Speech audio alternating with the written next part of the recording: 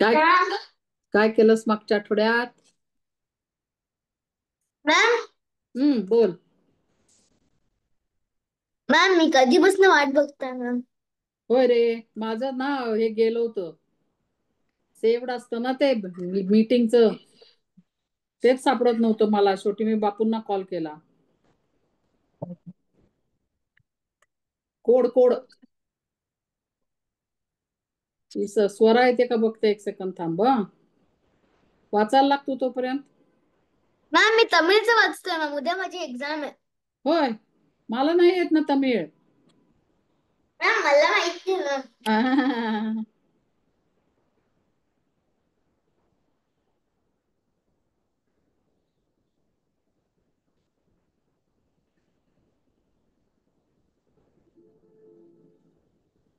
मग वाचतोस का आता? तमिळ वाचतोस का मराठी वाचतोस? आता काय वाचतोस सांग. हा, मॅम ते ताई नाही येणार आहे का? कोण? स्वरा? हा. आता तिची आई तर येते म्हणली. मी तिला कॉल करू? तू वाचतो? आली बा आली.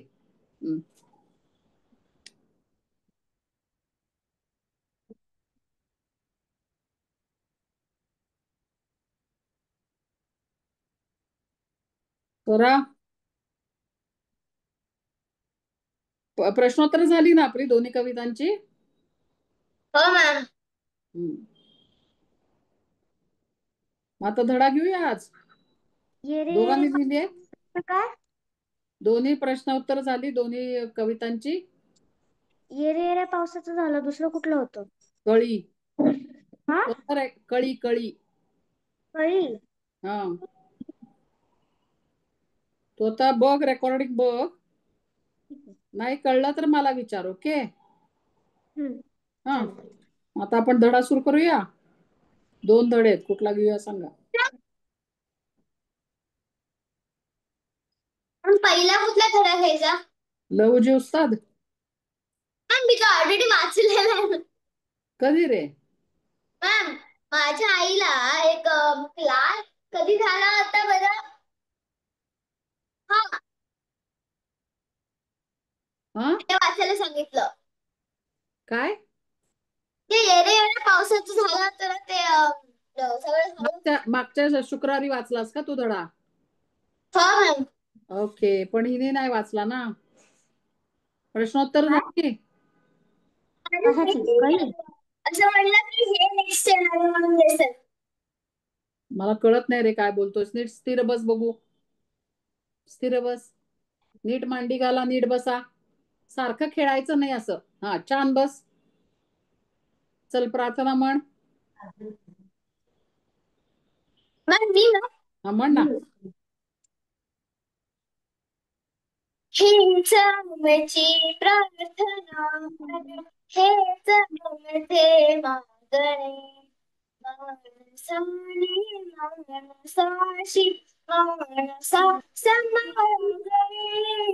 हीच आमची प्रार्थना, धर्म जाती प्रांत देश सारे संपू दे. एक निष्ठा, एक आशा, एक रंगीत फुले, पुन्हा पसरो अंधतेचे चांदणे. माणसाने माणसाशी माणसा समागणे, हीच आमची प्रार्थना. भोवताली दाटली अंधारली, चालली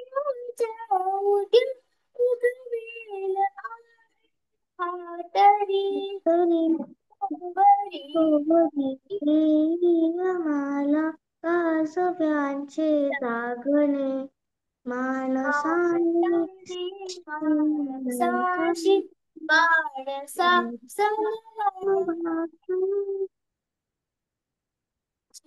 प्रार्थना लागले आयुष्य जितले ते जगले चांगले पाऊले चालो पुढे जे थांबले ते संपले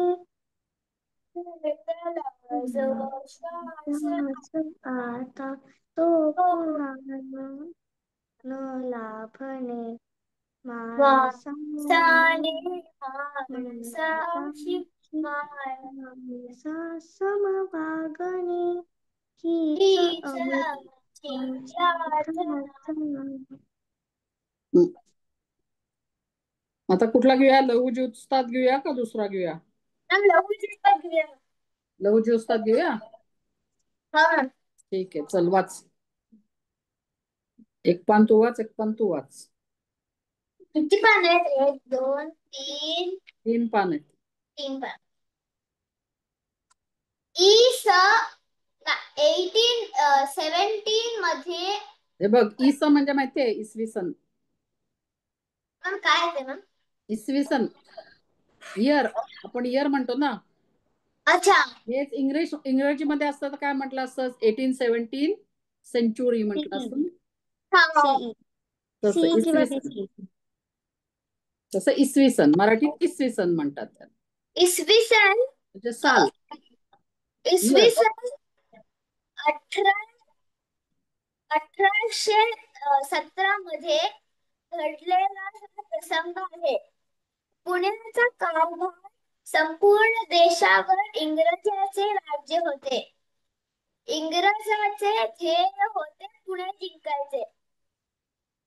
शनिवार वाड्यावरचा भगवा ध्वज काढायचा. तिथे युनियन जॅक फडकवायचा. सेना सर्व तयारीनिशी पुणे शहर जिंकण्यासाठी सावधपणे चाल करून येत होती. खडकी येथे पेशवे आणि इंग्रज याच्यात तुबळ युद्ध झाले. अनेक वीर युद्धात तारातीर्थी पडले. पेशव्यांचा पराजय झाला. 17 नोव्हेंबर 1817 या दिवशी पुणे इंग्रजांच्या ताब्यात गेलं. खडकीच्या या लढाईत राघू राऊत साळवे यांचा इंग्रजीने बळी घेतला. बळी घेतला. त्यांचे शरीर पिंडाळ होते. लाठीकाठी, तलवार, दांडपट्टा व कोठाटी फिरवण्यात ते तरबेज होते. घोड्यावर मान ठोकण्यात वाकबगार होते. वाकबगार होते.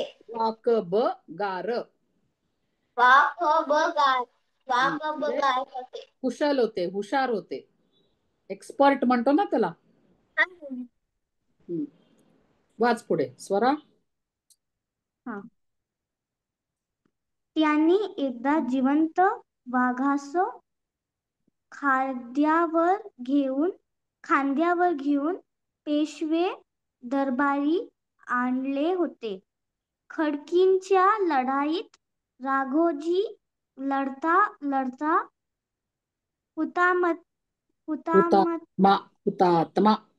हुतात्मा झाले. लढाईच्या वेळी त्यांचा 22-23 वर्षांचा शूर धाडसी मुलगा लहुजी त्यांच्या जवळच होता.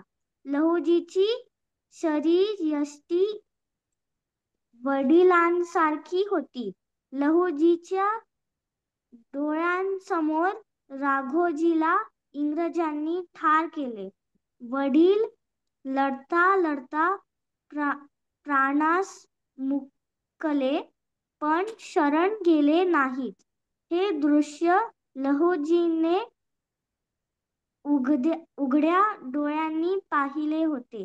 वडिलांच्या निधनामुळे इंग्रजी सत्तेविरुद्ध त्यांच्या मनात रागाची आग भडकली. मी वडिलांच्या मृत्यूचा बदला घेतल्याशिवाय राहणार नाही, अशी शपथ त्याच रणभूमीवर लहुजीने घेतली. शनिवार वाड्यावर युनियन जॅक फडकवण्या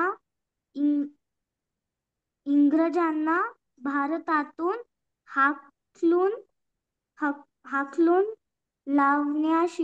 लावल्याशिवाय शांत बसणार नाही. देशाला गुलामगिरीतून मुक्त करणे हेच मी माझ्या जीवनाचे ध्येय मानीन. हा निर्धार लहुजींनी केला. कळलं सगळं? काय अडलंय शब्द कुठला? निर्धार म्हणजे काय? निश्चय. ठरवलं, मनाशी ठरवलं, पक्क ठरवलं. हार केले म्हणजे काय? काय केलं? हार केले, मारलं, किल. ओके. ठार केलं म्हणजे असं भोसकून किंवा तलवारीने मारतात ना, त्याला ठार केलं असं म्हणतात. शत्रूला ठार केलं. एरवीच्या लोकांना असं नाही म्हणत ठार केलं, गेले म्हणतात, मेले म्हणतात. ठार केलं म्हणजे असं जे लढाईत मरतात ना, ऍक्च्युली त्याला म्हणजे अर्थ एकच आहे, मरणच अर्थ आहे त्याचा. पण असं बोलताना किंवा हे करताना लढाईत जर कोणी मेलं तर ते ठार केलं म्हणतात. धारातीर्थी पडले आणि हुतात्मा झाले याच्यामध्ये डिफरन्स काय? धारातीर्थी पडले आणि हुतात्मा झाले ह्याच्यामध्ये डिफरन्स काय? धारातीर्थी पडले म्हणजे आता कसं झालं, शिवाजीचे मावळे होते ना, ते सैन्यास म्हणजे ह्याच्यासाठी लढता लढता सैन्यात गेले, मेले, त्याला धारातीर्थी म्हणतात. लढता लढता गेले.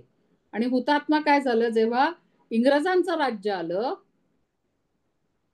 म्हणजे आपण पारतंत्र्यात गेलो की नाही, तुला माहितीये ना, इंग्रजांचं राज्य होतं आपल्यावर 150 वर्ष. मग आपण पारतंत्र्यात होतो, म्हणजे इंडिपेंडंट नव्हतो, आपण डिपेंडंट होतो. इंग्रजांच्या राज्य आपलं इंग्रजांचं होतं.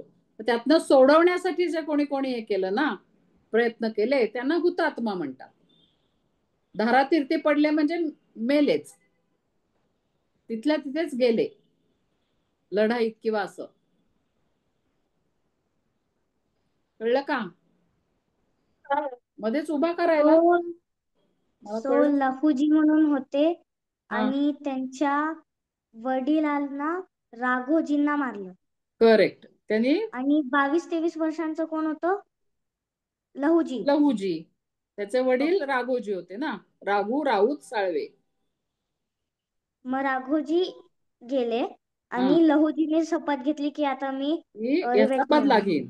कोणालाही राग येईल ना, आपल्या वडिलांना असं भोसकून मारलं म्हणजे काही कारण नाहीये ना.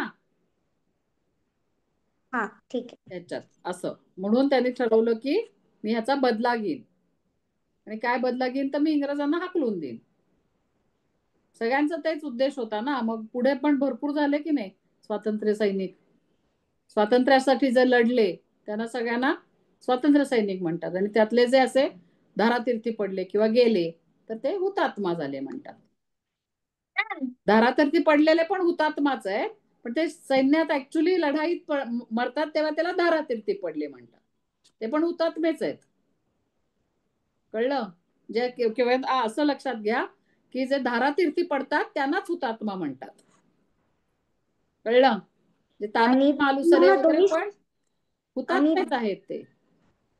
आणि दोन्ही शब्दांचं बेसिक मिनिंग आहे की सैन्यात लढता लढता मेले. हा, स्वातंत्र्यासाठी लढता लढता मेले. स्वातंत्र्यासाठी आपल्या राजासाठी किंवा राज्यासाठी.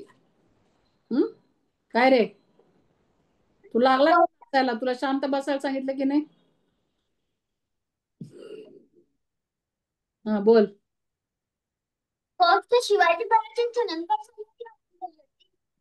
हा, शिवाजी महाराजांच्या काळाची झाली होती. तू असं स्थिर बोल, थांबून बोल, तुझा आवाज जातो मग. शिवाजी महाराजांचं काय? शिवाजी महाराजांच्या आधी झाली होती. काय म्हणतोय ग? तो बोलतोय की शिवाजी महाराजांच्या वेळाच्या आधी हे झालं का नंतर हे झालं? हे नंतर झालं ना, पेशवे असताना. शिवाजी महाराजांना त्यांचे पंतप्रधान पेशवे होते ना शिवाजी महाराजांचे. आणि मग शिवाजी महाराज गेले, संभाजी महाराज गेले, मग शत्रूने आक्रमण केलं, औरंगजेब आला, मग मग ते सगळे पेशव्यांनी सांभाळली ना सत्ता. जे स्वराज्य जे होतं ते पेशव्यांकडे आलं. हे तर पेशवे जे इंग्रज आले तेव्हा पेशव्यांकडे होत, म्हणजे शिवाजी महाराजांच्याच काळात इंग्रज आले, पण त्यांना महाराजांनी येऊन दिलं नाही, राज्य करायला परमिशन दिली नाही त्यांना. त्यांनी सांगितलं तुम्ही व्यापारासाठी आलाय, व्यापार करा. पण इंग्रजांनी हळूहळू हळू असा आपला भारत ढापायला सुरुवात केली. ढापायलाच शब्द आहे त्याला. हळूहळू असं. पण संभाजी महाराजांचा मुलगा होता ना, मग पेशव्यांनी का घेतला कंट्रोल? घेतला म्हणजे तू लहान होता ना. मुलगा होता पण लहान होता तो. राज्यकारभार जमला तर पाहिजे. ओके. हो की नाही? आता तुला सांगितलं घर चालवू शकशील? अरे बापरे, नाही नको. नाही ना, नाही मग नको. स्वयंपाक सुद्धा येत नाही आपल्याला, बरोबर की नाही? आई हा, गेली ठीक समजा, आहे. गावाला गेली एक दिवस, बाबांना पोळी करून दे, जमेल? नाही ना. माहिती नाही. हा, मग असं सोपं नसतं राज्यकारभार चालवायचं. त्याला खूप हुशार बुद्धी लागते, खूप ठिकाणी लक्ष द्यायला लागतं. ते लहान मुलांना जमत नाही. शिवाजी महाराज एक असं दुर्मिळ व्यक्तिमत्व होतं की ते लहान वयात त्यांना एवढी प्रगल्भ बुद्धी होती. असं सगळ्यांना नसतं, सगळे तेवढे शूर नसतात. तर शिवाजी महाराजांपेक्षा संभाजी महाराज शूर होते, पण तेवढी जी विवेक बुद्धी जी शिवाजी महाराजांकडे होती ती संभाजी महाराजांकडे नव्हती. असं फरक असतो ना. म्हणजे नुसतं शौर्य असून चालत नाही, तेवढीच बुद्धी पाहिजे, स्थिर पाहिजे, विचार करणारी पाहिजे, दूरदृष्टी पाहिजे. पुढचं आधीच काय होईल. आता ते अफजल खानाकडे जाताना त्यांनी किती विचार केला बघितलं, काय करू शकेल आपल्याला अफजल खान. मग ते चिलखत घालून गेले, हातात बिचवा लपवला, हो की नाही? असं सगळा विचार केला त्यांनी, काय काय होऊ शकेल आणि आपण कसं वाचू स्वतः. शिवाजी महाराज असते तर ते फसले नसते. ते दोघं कोणतरी होते, त्यांनी फसवलं संभाजी महाराजांना. शिवाजी हा, महाराज असते तर फसले नसते ते. बसले नसते. म्हणजे असं ते काय असतं, थोडस प्रत्येकात गुण असतात ना. आले, हा, सगळे आले पुढच्या याचे. मग आता काय करूया, आपला अर्धा पण नाही झाला. किती वाजले आहेत की वेळ आहे, वेळ या लवकर जॉईन केले. वाच पुढे. मॅडम लहूजी उस्ताद घेतोय, वस्ताद. केवळ पासून वाचू? आता तू वाचलास तिथपर्यंत काय नाही ना अडलं? नाही. हा, गुलामगिरी म्हणजे आपण इंग्रज सर्वंट. ताब्यात होतो ना, सर्वंट. ते तसं आपल्याला वागवत होते, आपल्याच घरात घुसून आपल्यालाच गुलाम म्हणून वागवत होते. स्लेवरी, स्लेवरी माहितीये? Slavery, slavery. हो. स्लेव, स्लेव ते. हा, बस तेवढा वाचूया धडा, मग प्रश्नोत्तर पुढच्या तासाला घेऊ. केवळ शपथ घेऊन लहुजी थांबले नाहीत. ध्येय पूर्तीसाठी त्यांनी नेटाने प्रयत्न. प्रयत्न सुरू केले. इंग्रजांशी लढा देण्यासाठी तरुणांची गरज होती. लहुजींनी पुणे शहर व परिसरातील शेकडो क्रांतिकारी तरुणांची फळी उभी केली. बलवान व्हा, स्वराज्य मिळवा हा कानमंत्र क्रांतिवीरांना दिला. पुणे शहरात लहुजींनी स्वतःचा आकडा काढला. आकड्यात तरुणांना तलवार, दांडपट्टा, छडीपट्टी, लाठीकाठी, भालाफेक, बंदूक चालवणे, नेमबाजी व कुस्तीचे डावपेच शिकवले. एक मिनिट देशभर थांब, एक मिनिट. स्वरा, स्वरा, थांब थांब. आखाडा आहे ते, आखाडा. आखडा नाहीये. खोला आखाडा, आखाडा म्हणजे आखाडा, ठीक हा, आखाडा. आखाडा म्हणजे काय? आहे. Class kind of. नाही हा, नाही जिथे क्लास घेतला जातो अशी जागा. नाही नाही, कुस्तीचं थोडंफार. मैदान जे असतं ना त्याला आखाडा म्हणतात. हो, पण तिथे शिकवलं जातं काहीतरी. ठीक आहे, कुस्तीचं मैदान. तर त्यांनी तेथे आखाडा काढला आणि आखाड्यामध्ये काय शिकवणं सुरू केलं त्यांनी? तलवार, हम्म. दांडपट्टा, छडीपट्टी, लाठीकाठी, भालाफेक, बंदूक चालवणे, नेमबाजी व कुस्ती. हा, ठीक आहे, वाचा आता पुढे. हम्म. देशभक्तांना बलवान केल्याशिवाय लढा यशस्वी होणार नाही. यासाठी त्यांनी अहोरात्र परिश्रम घेतले. तरुणांच्या मनात देशभक्तीची मशाल पेटवली. देशासाठी सर्वस्व अर्पण अर्पण करण्याची अर्पण अर्पण करण्याची मानसिक तयारी करून घेतली. शाबास, कळलं? म्हणजे आता गाडी पुन्हा पहिल्या ठिकाणी आली बघा. शिवाजी महाराजांनी मुघलांकडनं सोडवलं, स्वराज्य स्थापन केलं. मग आपण आपलं राखू शकलो नाही, मग इंग्रज आले. म्हणजे जसं आता शिवाजी महाराज तयार झाले, तुम्ही शिकलात की नाही पहिल्या ह्याच्यात? ते तू नव्हती करत. नाही. शिवाजी महाराज पण असं त्या मोठ्या वर्गाला शिकवलंय ना. शिवाजी महाराजांनी पण असंच केलं, सगळी फौज आपली उभी केली, मावळे सगळे, आणि मुघलांविरुद्ध लढले. आता पुन्हा लहुजी उस्तादांनी तेच केलं इंग्रजांविरुद्ध लढण्यासाठी. आलं लक्षात? वाच. आरव, वाच. व्यायाम व हस्त चालवण्याच्या शिक्षणाबरोबर लहुजी तरुणांना शूरवीरांच्या गोष्टी सांगत. थोडा जवळ आहे बरं माईकच्या. आता आणि वाच. नको, स्थिर राहा. छत्रपती शिवाजी महाराज, महाराणा प्रताप त्यांचे आदर्श होते. लहुजींच्या या महान कार्यामुळे जी म्हणून सर्वत्र नावलौकिक झाला. अनेक क्रांतिकारी विचारांचे तरुण लहुजीच्या आखाड्यात येऊ लागले, व्यायाम करू लागले, शस्त्र चालवण्याचे शिक्षण घेऊ लागले. व्यायाम आहे ते, व्यायाम. ठीक आहे. महात्मा ज्योतिबा फुले, वासुदेव बळवंत फडके व लोकमान्य टिळक यांनी देखील लहुजींकडून कसरतीचे शिक्षण घेतले होते. महात्मा ज्योतिबा फुले यांनी जेव्हा मुलींसाठी पुण्यात शाळा सुरू केली, तेव्हा लहुजी खंबीरपणे महात्मा फुलेंच्या पाठीमागे उभे राहिले. मुली व अस्पृश्यांना शिक्षण मिळावे असे लहुजींना वाटत होते.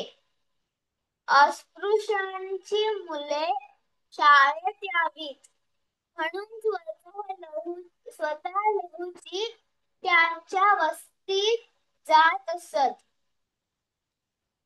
पालकांना शिक्षणाचे महत्त्व पटवून सांगत असत. व्यतिरिक्त इतर ग्रामीण भागांतही कित्येक आखाडे लहुजींनी उभे केले होते. एक मिनिट, काय वाचलं ते? पुण्या व्यतिरिक्त इतर ग्रामीण भागांतही कित्येक आखाडे लहुजींनी उभे केले होते. तेथे लहुजी स्वतः तरुणांना शिकवत असत. देशासाठीच आपला जन्म झालेला आहे अशी भावना ते तरुणांच्या मनात निर्माण करत. आयुष्याच्या अखेरपर्यंत लहुजी इंग्रजी जुलमी राजवटीच्या विरोधात दोन हात करत राहिले. 17 फेब्रुवारी 1881 किती छान. 1881 1881 रोजी त्यांचे निधन झाले. लहुजी 86 लहुजी 86 वर्ष जगले. विवाह बंधनात ते अडकले नाहीत.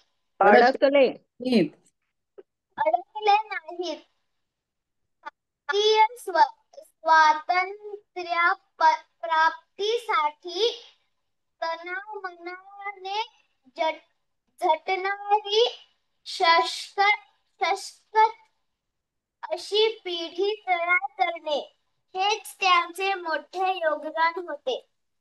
लेखन वि. दा. पिंगळे. हा. सशक्त म्हण. सशक्त. हा. आणि हेच त्यांचे होतं, त्यांचे मोठे योगदान होते त्यांचे. हे बघा आखाडा सोपा आहे कळलं का? हो मॅम. मग आता एका वाक्यात उत्तर लिहून आणायचं. आता वर्ग संपला की 2दा धडा वाचायचा आणि एका वाक्यात उत्तराला लिहून आणायचं. मग मोठी उत्तरं मी सांगेन पुढच्या याला. ठीक आहे. बघू तो माझं काम झालं तर मी टाईप करून पाठवेन तुम्हाला. आणि वाक्प्रचार पण येतील कदाचित. वाक्यात उपयोग करा हे वगैरे. बघ जे येतं ते करून टाका. हा, जे ठीक आहे? येतं ते करून टाका. उरलेलं आपण घेऊया. ओके. जे नाही आलं ते सांगा आम्हाला.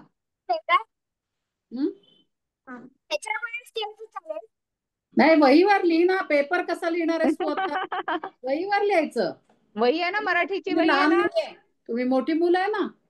वहीवर नीट प्रश्न उत्तर जसं काय आणि एका वाक्यात उत्तर द्यायचं, पूर्ण वाक्यात उत्तर लिहायचं. ठीक आहे.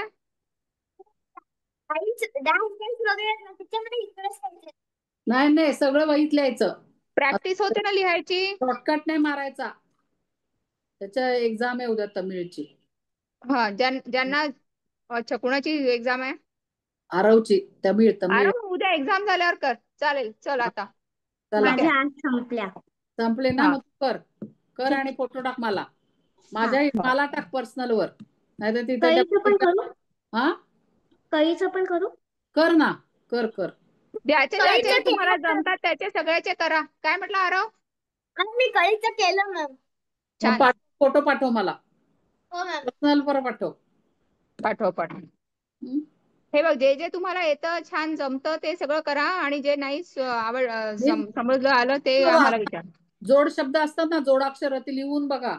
म्हणजे मग ते उच्चार पण चांगले येतात. आम्हाला लिहून लावायचे शाळेत. मला आता आठवण झाली एकदम. रफारचे जे शब्द आहेत ते रफार पहिले म्हणायचा असतो, ते लक्षात घ्या. ठीक आहे. स्वरा, हा ठीक आहे. तुझ्या याच्यामध्ये काय जोड शब्द आहे तुझ्या नावात? स आणि व. स्व. आहे ना. ठीक आहे. मग रफार येतो कुठे कुठे. रफार आधी म्हणायचा आणि नंतर पुढचं अक्षर म्हणायचं. असं सगळं लक्षात घ्या. ठीक आहे. ठीक आहे. चालेल. अजून काय विचारायचं मॅडम? नाही तेवढं कम्प्लीट करा आणि पाठवा फोटो मला. हा, विराम चिन्ह आहे ना व्याकरणात. पंक्च्युएशन मार्क्स येतात तुम्हाला सगळ्यांना, दोघांनाही? ते काय इंग्लिश पण आहेतच की. कदाचित ते पण येऊ शकतं, कारण याच्या धड्याच्या मागे आहे हा प्रश्न. आई दिसताच पुला आनंद व्हायचा. वर पाहिले तर खळीवर घडले. पुढच्या आठवड्यात सांगेल.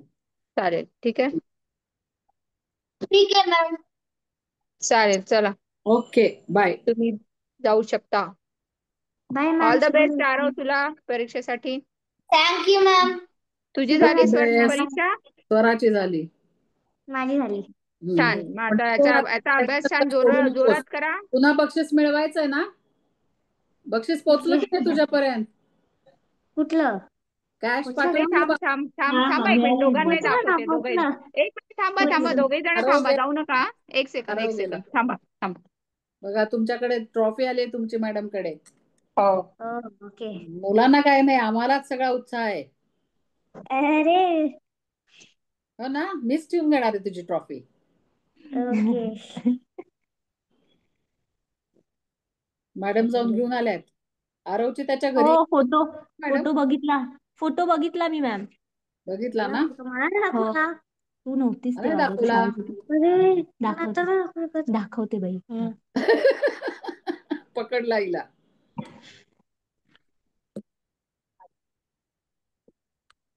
मॅडमने कुठे ठेवलेत बघायला पाहिजे. हे मिळालं ना बक्षिसाची रक्कम. आले. हो, ती सरांनी पाठवली. हा तेच तेच. हे दिसतंय का? हा, एक प्रशस्ती सेकंड. पत्रक.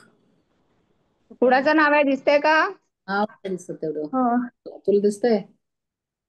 कुणाचं एवढं नाव नाही आहे? दिसत नाही. आरवचं नसेल ना आलं? हा माझं आहे. आरवचं नाही, हे स्वराचं आहे. स्वराचं आहे. आरवचं ते स्वराचं आहे. तू म्हणले होते. आरव तुला डायरेक्ट मिळणार आहे, ठीक आहे? आरव गेला सोडून. हा, बरोबर. स्वरा. आणि हे बघ, निर्मिती. हा, निर्मिती. स्वरा ते आता दिसलं? मला बरं ट्रॉफी, स्वराची ट्रॉफी मला. छान दिसते एकदम. छान आहे. छान मला दिसते. थँक्यू म्हणली आणली.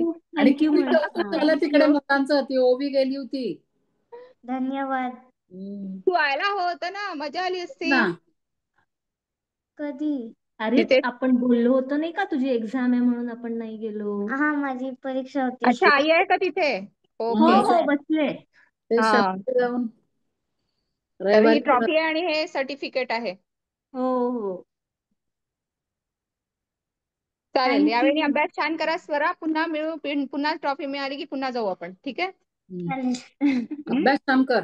हुशार आहेस तू. तर हुशार आता आहेस. सुट्टीमध्ये या परीक्षेचा अभ्यास पटकन करून हो टाका. हो, ठीक आहे? दसऱ्याच्या सुट्टीमध्ये. हो, हो, करून बरोबर. घेईन. ठीक आहे, आणि करा सगळ्याचं. समीक्षा.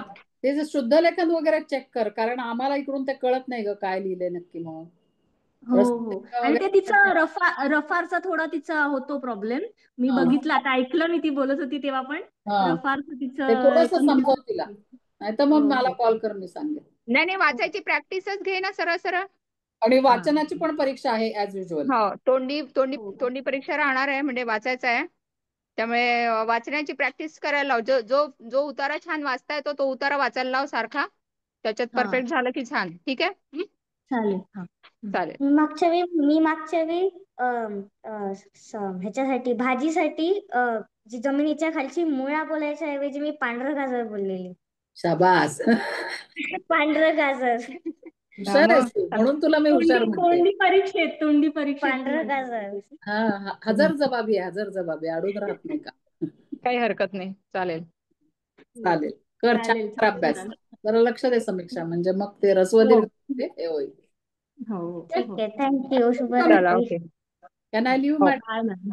हो हो अरे हो मॅडम, भेटूया. चालेल, ओके. पुढच्या तुम्हाला होस्ट शुक्रवारी करायला भेटूया. पाहिजे. आभा. आभा आली ना. चला, कोण कोण आलं? निर्मिती आली. सुरभी आहे का? अनघा, आद्विका पण आल्या. आले, आज सगळे आले कंपनी. तर चेहरे दिसू द्या मला. किती गरम झालंय सगळं. मॅडम तुम्हाला होस्ट करते. हो हो, करा. सुरभी कधीची आलेली का? तेव्हाच आले, आज हे नव्हतं ना योगा. 7:20 ला चाले. हो ना, अच्छा. हो, तुम्ही 2 लॉग इन केले का मॅडम? नाही, माझं एकच आहे. तुम्ही तुमचं स्वतःच नाव दिसतंय तुम्हाला. नाही हो, नाव एकच दिसतंय, पण इथे हे दिसतंय म्हणून मला जरा हे झालं, नाही नाही कन्फ्युज नाही, झालं. मी आज आज फोनवरूनच घेतलाय.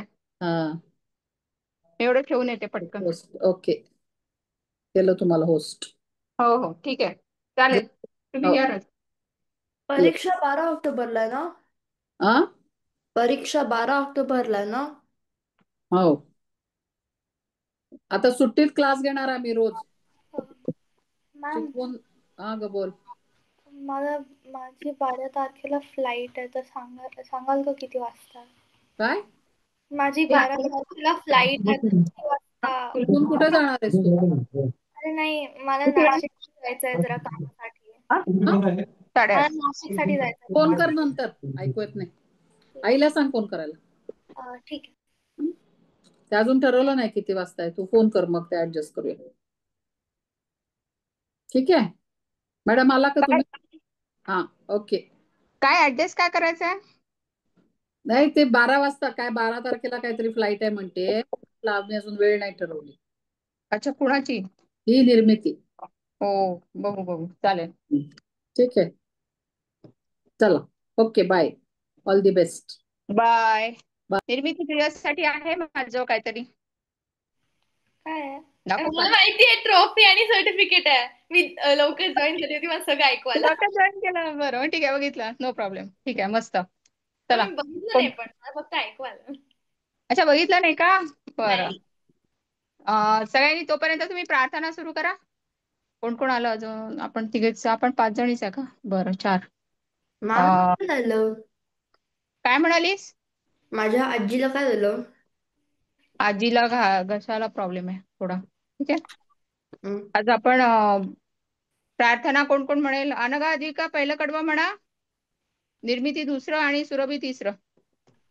ठीक आहे, नंतर दाखवील आता ट्रॉफी. आता आपण सुरू करू. चला, छान बसा, ताट. प्रार्थना नहेचा मुझे मांगने मानसाने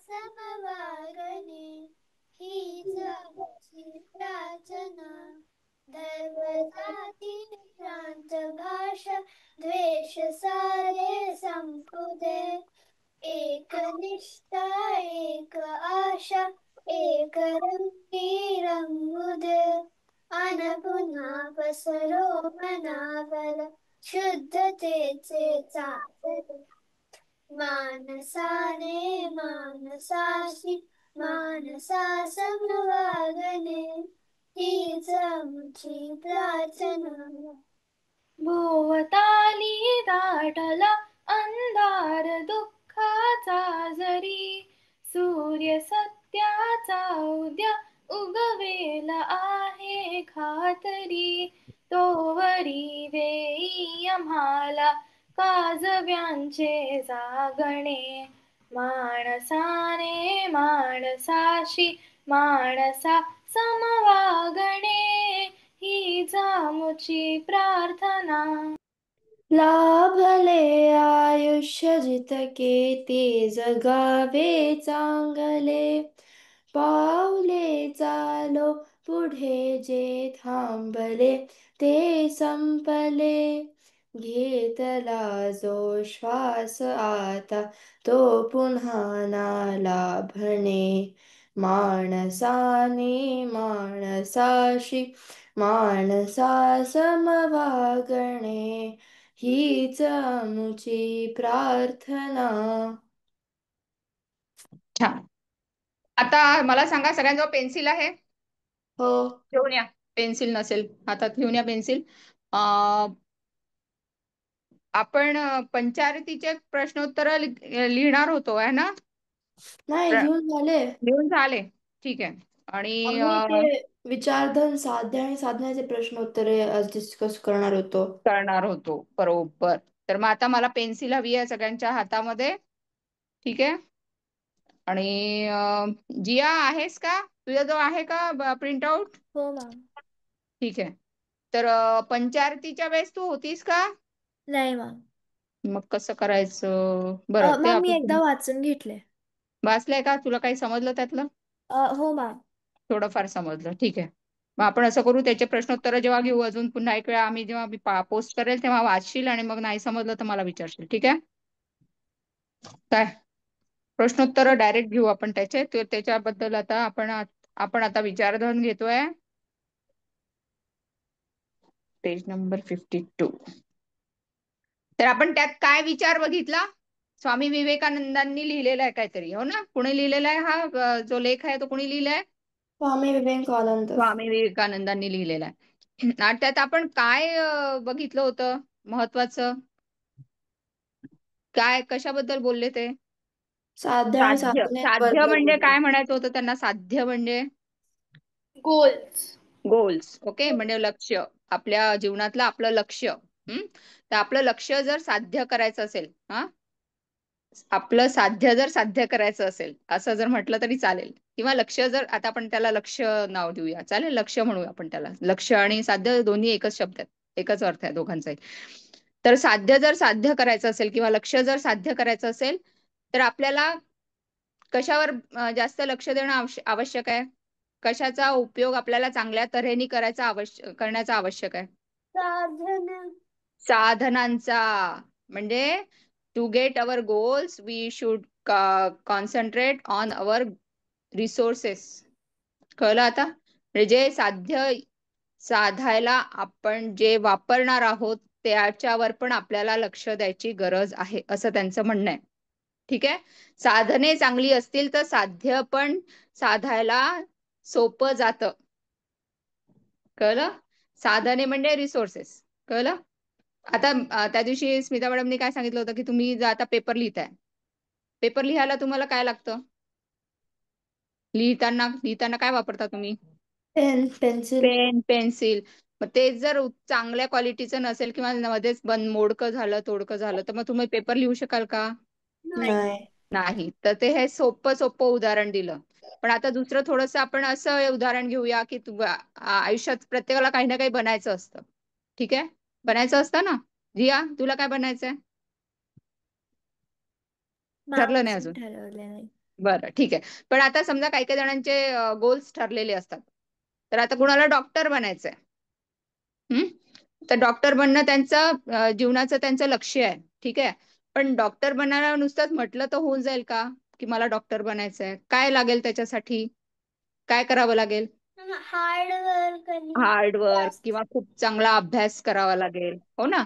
अभ्यासासाठी काय लागतील? अभ्यास कशातनं करतो आपण? पुस्तकांमधून करतो. मग पुस्तकं काय झाली? आता त्या साध्य आणि साधनांमध्ये पुस्तकं काय आहेत? आपली साधने. साधने. कळलं? मग उत्तम पुस्तकं वाचाल तरच तुम्हाला उत्तम ज्ञान मिळेल. हो ना? बरोबर? ठीक आहे. मग साधनांचं पण तेवढंच महत्व आहे जेवढं तुमच्या आयुष्यात तुमच्या गोलचं महत्व आहे. कळलं? हेच त्यांनी या पूर्ण लेखामध्ये सांगितलंय की तुमचं जर गोल एकदा निश्चित झालं आणि त्याच्यासाठी वापरण्यात येणारी साधने तुम्हाला बरोबर मिळाली तर तुम्ही गोलकडे लक्ष न देता तुम्ही साधनं जर व्यवस्थित वापरत राहिले तर तुमचा गोल तुम्हाला निश्चितच मिळेल असं त्यांचं म्हणणं आहे. ते कसं कळणार? आता समजा मला डॉक्टर बनायचंय किंवा आपल्याला डॉक्टर बनायचं, कुणाला तरी डॉक्टर बनायचंय. तर डॉक्टर बनायसाठी काय मला साधनाची गरज आहे की मला चांगल्या कॉलेजमध्ये ऍडमिशन घेतली पाहिजे. हो ना? प्लस मला चांगले पुस्तकं वाचण्यात आली पाहिजे ज्याच्यात चांगलं ज्ञान असावं. म्हणजे मला मेडिकलला जायचं आहे किंवा मेडिकलमध्ये ऍडमिशन मिळायची तर मला 12वीचा अभ्यास चांगला करायला पाहिजे. हो ना? 12वीच्या अभ्यासाप्रमाणे मला मार्क चांगले आले पाहिजे. बरोबर, मार्क्स चांगले आले तर मग पुढचं लक्ष काय राहणार माझं की चांगल्या कॉलेजमध्ये ऍडमिशन मिळाली पाहिजे. मग त्या कॉलेजमध्ये ऍडमिशन मिळालं, माझे टीचर्स चांगले पाहिजेत. हो ना? प्लस मला पुस्तकं अशी मिळाली पाहिजे की ज्याच्यातनं मला एक्झॅक्ट जे पाहिजे ते सगळं ज्ञान मिळेल, ते शिक्षण मिळेल. ठीक आहे. मग एकदा तुम्ही त्या रुटीनमध्ये आले की तुम्ही ते करत राहिलात, म्हणजे ते साधनं वापरत राहिलात, पुस्तकं वाचत राहिलात की लक्ष्य ऑटोमॅटिकली साधल्या जाईल ना. तुम्ही डॉक्टर बनालच. है ना? पहिल्या वर्षाची परीक्षा पूर्ण कराल, दुसऱ्या वर्षाची परीक्षा पूर्ण कराल, तिसऱ्या वर्षाची परीक्षा द्याल, त्याच्यात पास व्हाल, चौथं वर्ष आणि 5व्या वर्षात तुम्ही डॉक्टर बनाल. तर मग डॉक्टर बनण्याचं जे साध्य आहे ते ऑटोमॅटिकली फुलफिल होत आहे ना. कळलं का? कसं फुलफिल होत आहे? साधनां थ्रू. काय साधनं वापरतोय आपण? कॉलेजमधलं शिक्षण, पुस्तकांमधलं नॉलेज, हे सगळं आपण वापरतोय. तर ते साधनं जर व्यवस्थित असतील तर साध्य साधायला सोपं जातं असं त्यांचं म्हणणं आहे. कळलं का आता? सोपं वाटलं? ठीक आहे. तर आता आपण प्रश्नोत्तरांकडे जाऊया. हे आपण त्याच्यातलं समरी घेतली. प्रश्नोत्तरांमध्ये आता पहिला 1 ते 2 वाक्यात प्रश्न उत्तर लिहिलं. ते लिहिलं होतं का आपण त्या दिवशी? कशाची साधन साध्य नाही लिहिली होती आपण नाही लिहिले ना. ठीक आहे. तर एक काम करूया, आपण एक वेळा वाचूया हा धडा. चालेल? हा, एक वेळा वाचून काढू पटकन. मग मी सांगते कुठे कुठे अंडरलाईन करायचं ते अंडरलाईन कराल. हा, चालेल? हा, तर जिया चल सुरू कर, वाच.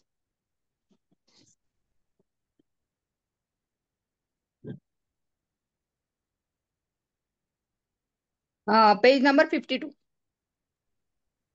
Page number 52. 52.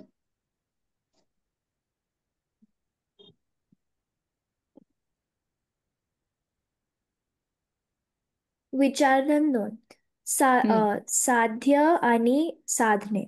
माझ्या आयुष्यात जी एक फार महत्वाची गोष्ट मी शिकलो आहे ती ही की कर्माच्या बाबतीत साध्या साध्या इतकेच साधनांकडेही लक्ष द्यायला पाहिजे. ज्यांच्या पासून मी हा धडा घेतला ते फार थोर पुरुष होते आणि त्यांचे स्वतःचे जीवन हे या महान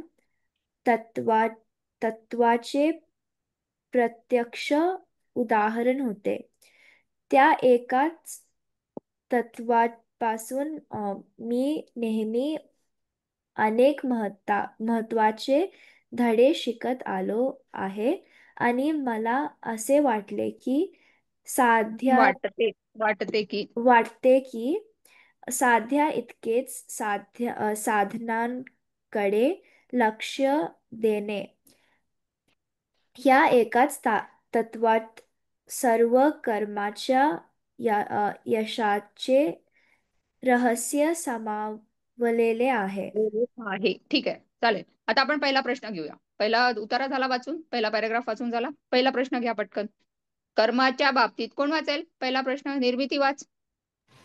कर्माच्या बाबतीत कशाकडे लक्ष देणे विवेकानंदांनी जरुरीचे वाटते. हा, कुठे लिहिलेलं आहे? पटकन वाचा. दुसऱ्या ओळीत, पहिल्या ओळीत कुठे आहे? हा, अनघा सांग. कर्माच्या बाबतीत साध्या इतकेच साधनांकडेही लक्ष द्यायला पाहिजे असे विवेकानंदांना जरुरीचे वाटते. ठीक आहे, तर आता त्याला वाटले का वाटते? वाटतं ते लिहिलेलं ना, क्वेश्चन मध्ये वाटतं ते आहे ना. ओके, ठीक आहे, त्यामुळे वाटते. तर काय लिहाल मग? कर्माच्या बाबतीत कशाकडे लक्ष देणे विवेकानंदांना जरुरीचे वाटते? कर्माच्या बाबतीत साध्या इतकेच साधनांकडेही लक्ष द्यायला पाहिजे असे विवेकानंदांना जरुरीचे वाटते. ठीक आहे, हा, त्याला अंडरलाईन करून ठेवा. हे लिहायचं आहे तुम्हाला नंतर, आता नाही लिहिणार, आता वेळ नाही आपल्याजवळ लिहायला. ठीक आहे, आता दसऱ्याच्या सुट्ट्यांमध्ये प्रश्नोत्तर लिहायचे. त्याला अंडरलाईन करून त्याच्यात उत्तर 1 असं लिहून ठेवा. जिया, समजलं का? हा, तुला मी पहिले जे एक्सप्लेन केलं ते समजलं का? की goals are important but as well as resources are also important. कळलं? तर तेच महत्व, तेच सांगितलं ना याच्यात त्यांनी. हा, ठीक आहे, नेक्स्ट. आता पुढचा पॅराग्राफ वाचा. सुरभी वाच. आपल्या जीवनामधील फार मोठी चूक जर कोणती असेल तर ती ही की आपण ध्येयाकडे इतके आकर्षिले जातो, ते आपल्याला इतके मोहक वाटते की ते प्राप्त करून घेण्याच्या साधनांच्या तपशिलाकडे आपले दुर्लक्ष होते. बर, ठीक आहे. आता याचा अर्थ काय झाला? यांचं काय म्हणणं आहे की आपण जीवनात कुठली चूक करतो तर आपण ध्येयाकडे जास्त लक्ष देतो. म्हणजे आम्हाला डॉक्टर बनायचंय, काहीही केलं तरी मला डॉक्टर बनायचंय असं मी जर ठरवलं, पण मला काय पाहिजे त्याच्यासाठी मला चांगलं वाचन करण्याचं गरजेचं आहे ना. हो ना, मला चांगलं नॉलेज घेणं आवश्यक आहे, तरच मी चांगली डॉक्टर बनेल. नाहीतर मग काय, असंच कुठल्या तरी पुस्तकातनं, कुठल्या तरी युनिव्हर्सिटीमधनं मी शिक्षण घेईल आणि मला असं म्हणजे तज्ञ त्यातला डॉक्टरचा जो हे काय म्हणतात त्याला महत्व जे असतं ते मला फक्त तेवढंच, मला डॉक्टरची पदवीच फक्त हवी आहे असं जर मी माझ्या मनात ठेवलं तर मी पुस्तकांकडे लक्ष नाही दिलं तरी पण, तर ते चालेल का?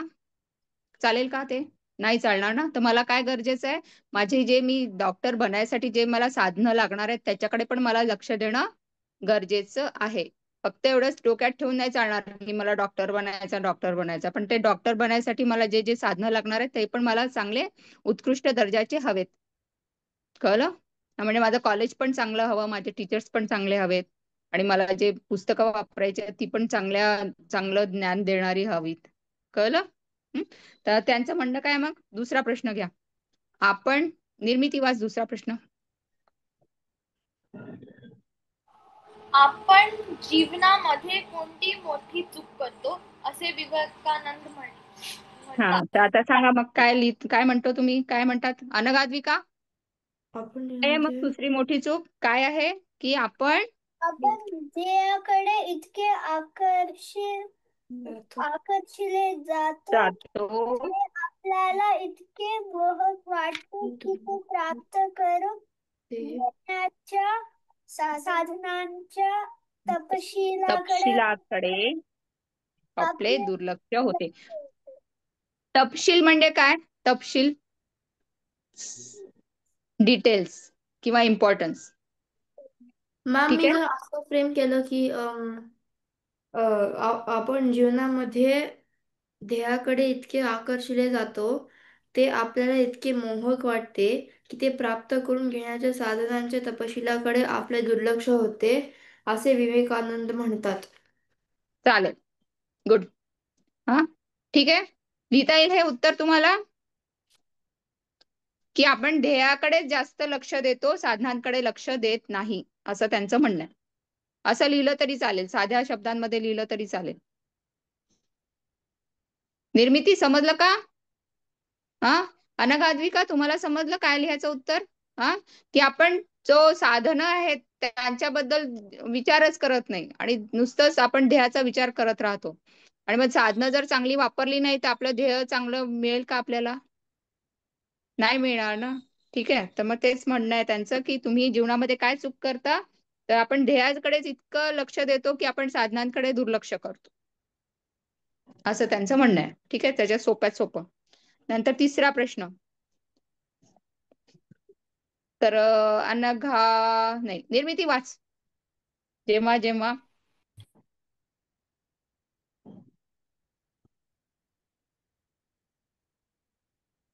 अनम्यूट. जेव्हा जेव्हा आपल्याला अपयश येते तेव्हा तेव्हा अगदी बारकाईने त्याचे पृथक्करण केल्यास शेकडा 99 वेळा आपल्याला असे आढळून येते की आपण साधनांकडे पुरेसे लक्ष दिले नाही हेच आपल्या अपयशाचे कारण आहे. साधने परिपूर्ण आणि बलवत्तर करण्यासाठी त्यांच्याकडे योग्य लक्ष देणे हे आपल्या पक्षी आवश्यक आहे. साधने बस, योग्य थांब झालं. आता आपला तिसरा प्रश्न आहे. कोण वाचेल? अनघा वाच तिसरा प्रश्न आणि अद्विका तू उत्तर दे. विवेकानंदांचे मते अपयशामागील कारण कोणते असेल? असते. हा, तर या पॅराग्राफ मध्ये उत्तर आहे. कोण सांगेल मला थोडा उत्तर व्यवस्थित बनवून तयार करून? मी कोण सांगेल? अरे वा, दोघी जणी का? अनघा सांगेल? अनघा सांगते. बरं, अनघाला सांगू द्या आता, अनघा ऐकते. ठीक आहे, पूर्ण पॅराग्राफ तसाच नाही वाचायचा, मला थोडस समजून सांगा कसं लिहू शकता. थोडं तुम्ही तयार करा, तोपर्यंत सुरभी आणि निर्मिती तयार करून ठेवा, जिया तयार करून ठेवा तुमचं उत्तर. अनघा तू वाच. विवेकानंदांच्या मते अपयशामागील कारण आहे की साधनांकडे पुरेसे लक्ष दिले नाही हेच आपल्या अपयशाचे कारण आहे. डबल झालं ना ते. अपयशाचे कारण आहे की, आणि पुन्हा हेच आपल्या अपयश. कोण कळलं तुम्हाला? पण याचं उत्तर कळलंय ना, की साधनांकडे पुरेसे लक्ष न देणे हेच त्या अपयशाचे कारण आहे. आता हे तुम्ही मला याच्यात समजून सांगा. कुणाला डॉक्टर बनायचंय, त्याला साधनं काय लागणार आहेत? पुस्तकं किंवा कॉलेज वगैरे. मग तेच जर चांगलं नसेल आणि तेच जर व्यवस्थित नसेल, ते वाचायला अभ्यासाच्या दृष्टीने बरोबर योग्य नसेल, तर तो डॉक्टरीची जी परीक्षा असते ती पास होईल का कोणी? नाही.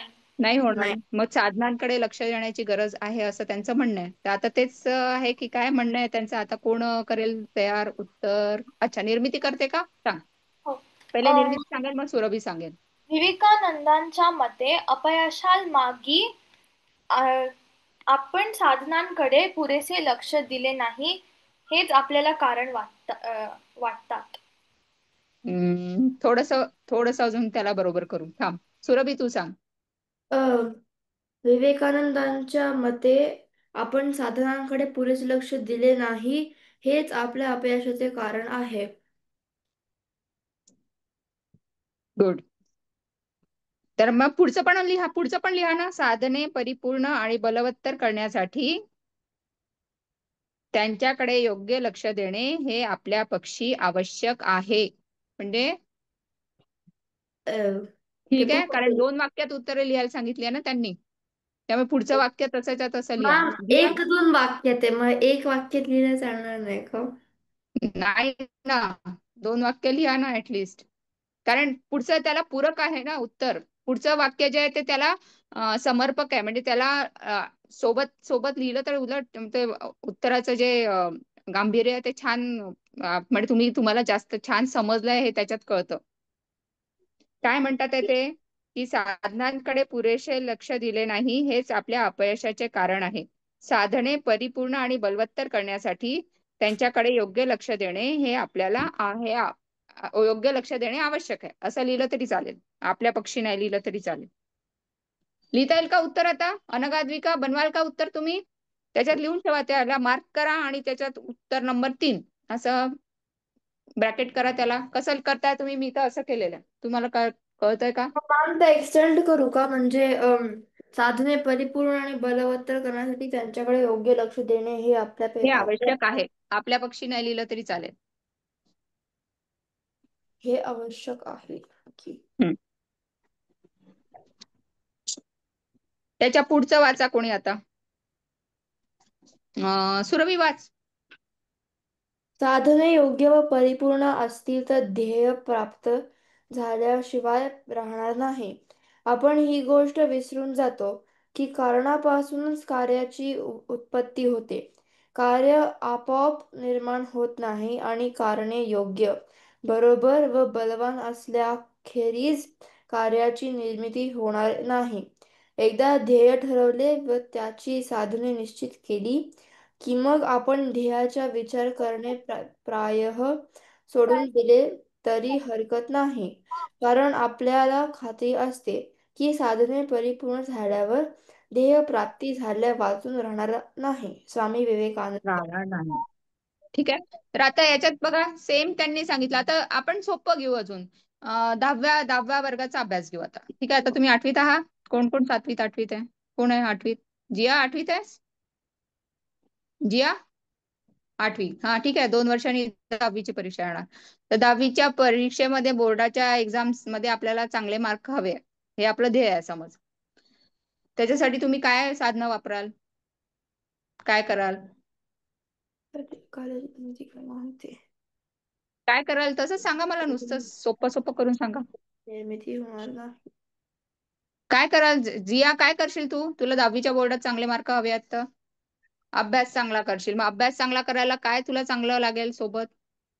कशातनं मॅम, अभ्यास करशील? चांगला अभ्यास. चांगला अभ्यास करशील, पण कशातून करायचा आहे? अभ्यास कुठून करशील? काय वाचशील अभ्यासासाठी? काय वाचणार आहेस? पुस्तक. पुस्तक. मग पुस्तकं चांगल्या क्वालिटीची, चांगल्या दर्जाची पाहिजे ना. ज्याच्यात तुम्हाला जो जे तुझं ध्येय आहे 10वीच्या परीक्षेत चांगले मार्क आले पाहिजे, तर त्या विषयाचं जे माहिती आहे ती चांगल्या प्रकारे असली पाहिजे त्या पुस्तकात, तुला समजण्यासारखी असली पाहिजे. हो ना. मग साधनं पण तेवढीच काय म्हणतात, बलवान पाहिजेत. असं लिहिलं ना त्यांनी. साधने बलवान असल्याखेरीज कार्याची निर्मिती होत नाही. कार्य करण्याचं माहिती आहे तुम्हाला. कार्य काय आहे तुमचं? आता तुमचं ध्येय काय राहणार आहे? समजा आता जर लेटेस्ट घेतलं तर 8व्या वर्गात चांगले मार्क आणणे. हो ना. सध्या आपण लेटेस्ट अजून थोडंसं कमी येऊ, 10वीचं सोडा. 8व्या वर्गातच चांगले मार्क हवेत. किंवा 8वीचा अभ्यास किती आहे, काय आहे, कसा करायचा आहे, हे सगळं तुम्हाला माहिती असणं गरजेचं आहे. मग ती काय आहेत? साधनं आहेत. आणि तुमचं जे एम काय आहे की 8व्या वर्गात चांगल्या मार्कांनी पास व्हायचं. ठीक आहे. तर मग आता कार्याची निर्मिती केव्हा होते असं त्यांचा प्रश्न आहे, की काहीतरी कारण आहे म्हणूनच कार्याची निर्मिती होते. तर कारण काय आहे? तुम्ही 8व्या वर्गात चांगले मार्क घेऊन तुम्हाला चांगल्या मार्कांनी पास व्हायचं आहे, याचं कारण काय आहे? कारण तुम्हाला पुढच्या वर्गात जायचं आहे, हो ना? नवव्या वर्गात कसं जाणार? 8व्या वर्गात पास होणार तर बस नवव्या वर्गात जाणार ना. सोपं सोपं करूया आपण, चालेल? हा, मग कारण काय आहे? 8व्या वर्गात पास व्हायचं कारण काय आहे? काय आहे कारण? 9वीत जायचं. अनम्यूट करा आणि सांगा. 9वीत जायचं. 9वीत जायचंय. मग आता कार्य म्हणजे कारण काय आहे? 9व्या वर्गात पोहोचायचंय. आणि मग त्याच्यासाठी कार्य काय करावं लागणार आहे? 8वा वर्ग पास व्हावा लागणार आहे. आणि मग 8वा वर्ग पास करायला काय लागणार आहे? वेगवेगळी साधनं लागणार आहेत. मग ती साधनं काय आहेत? पुस्तकं, पुस्तकामधनं अभ्यास, शिक्षकांचं मार्गदर्शन, हो ना? तर त्यांचं काय म्हणणं आहे की कार्याची निर्मिती केव्हा होते? जेव्हा काही कारण असतं तेव्हा कार्याची निर्मिती होते. म्हणजे काहीतरी कारण असेल तेव्हाच आपण कार्य करतो, असं त्यांचं म्हणणं आहे. म्हणजे त्यांचं म्हणणं कशामुळे? हे जगजाहीर सत्य आहे की जेव्हा काही कारण असतं तेव्हाच आपण काहीतरी काम करतो. ठीक आहे. आता समजा मला भूक लागली आहे, सोपं सोपं अजून, हा, आणि घरी कोणीच नाही आहे, मग तुला काय येतं करता? तुम्हाला सगळ्यांना काय काय बनवता येतं? चला पटकन सांगा. अनघा, अद्विका, तुम्हाला काय बनवता येतं? सँडविच, मॅगी, हा, केक. केक? अगं बाई, आता लगेच भूक लागली आणि लगेच काहीतरी खायचंय, तर ते तुम्ही तेव्हा काय बनवाल? भेळ. भेळ बनवाल. ठीक आहे. सुरभी, तू? सँडविच तर कॉन्टी. सँडविच. हा, ठीक आहे. कोणी जे जे जे तुम्हाला येतं तेच बनवाल ना. तर आता घरात कोणीच नाही आणि कारण काय आहे? मग तुम्ही सँडविच बनवण्याचं कारण काय आहे? निर्मिती. काय भूक कारण आहे? सँडविच का बरं बनवणार आहे? कारण की आपल्याला भूक लागली आहे. भूक लागली आहे. मग आता कारण माहिती आहे म्हणूनच आपण कार्य करणार आहे ना.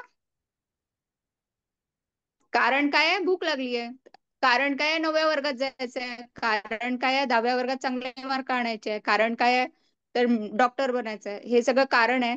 त्याच्यासाठी कार्य काय करावं लागणार आहे? अभ्यास चांगला करावा लागणार आहे. भूक लागली आहे तर कार्य काय करावं लागणार आहे? काहीतरी खायला बनवावं लागणार आहे. तर ते कार्याची निर्मिती केव्हा होते? जेव्हा काहीतरी कारण आपल्या समोर असतं. कळलं का? समजलं का? मग आता हे कुठल्या पॅराग्राफ मध्ये काय आहे की कारणापासूनच कार्याची उत्पत्ती होते. सापडलं का? पहा बरं, कार्याची निर्मिती केव्हा होते याचं उत्तर लिहायचं आपल्याला. चला मार्क करा. दिसलं का तुम्हाला? आपण ही गोष्ट विसरून जातो की कारणापासूनच कार्याची उत्पत्ती होते. तर कार्याची निर्मिती केव्हा होते? कार्याची निर्मिती कारणापासून होते, असं लिहाल का? हो मास्तर. हा, त्याच्या पुढे लिहा, कार्य आपोआप निर्माण होत नाही. हे पूर्ण तसं तसं लिहिलं तरी चालेल. सुरभी, लक्ष आहे का? हो. प्रिंट आउट मध्ये बघ ना. कुठे बघते? स्क्रीनवर मला तुझा छान चेहरा दिसतोय, पण आपल्याला प्रिंट आउट मध्ये पण बघायचंय. सापडलं का? कारणापासून कार्याची उत्पत्ती होते, कार्य आपोआप निर्माण होत नाही. हो, कारणापासून कार्याची उत्पत्ती होते, कार्य आपोआप निर्माण होत नाही. बस, आणि ठीक आहे. इथपर्यंत लिहिलं तरी चालेल. आणि कारणे योग्य, बरोबर व बलवान असल्याखेरीज कार्याची निर्मिती होणार नाही, हे पण तुम्ही लिहू शकता. दिया, म्हणजे समजलं असं का? प्रेम, मॅम, म्हणजे असं प्रेम करायचं का? कार्य म्हणजे कारणापासूनच कार्याची उत्पत्ती होते, कार्य आपोआप तेच, निर्माण हा. होतं.